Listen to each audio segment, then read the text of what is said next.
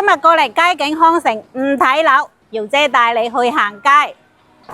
平時我哋過嚟佳景康城睇樓呢，一般都係睇我哋個學校啦，同埋我哋周邊嘅少少嘅商業嚇。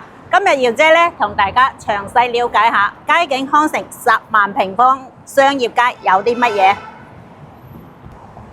喺學校對面呢，依家有咖啡飲啦嚇。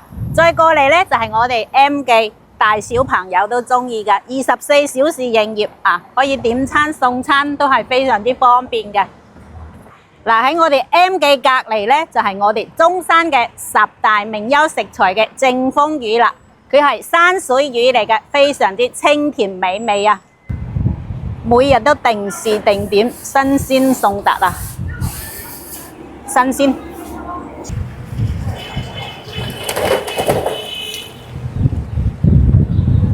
嗱，中意食辣嘢嘅朋友呢，仲有我哋上菜鴨飯啊，可以辣亦都可以唔辣㗎。樓下呢，仲有我哋嘅工商銀行嘅，依家喺度升級改造緊啦。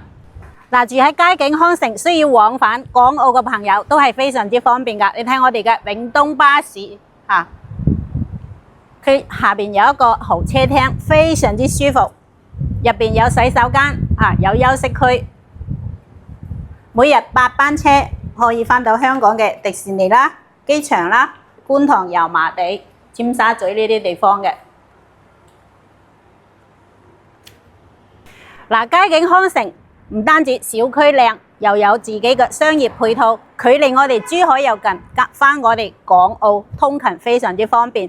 依家喺度賣緊嘅有80幾方嘅3房到140幾平方嘅4房，樓王單位都可以俾你揀嘅，而且仲係好多都係精裝現樓。想要詳細資料嘅朋友，私信姚姐啦。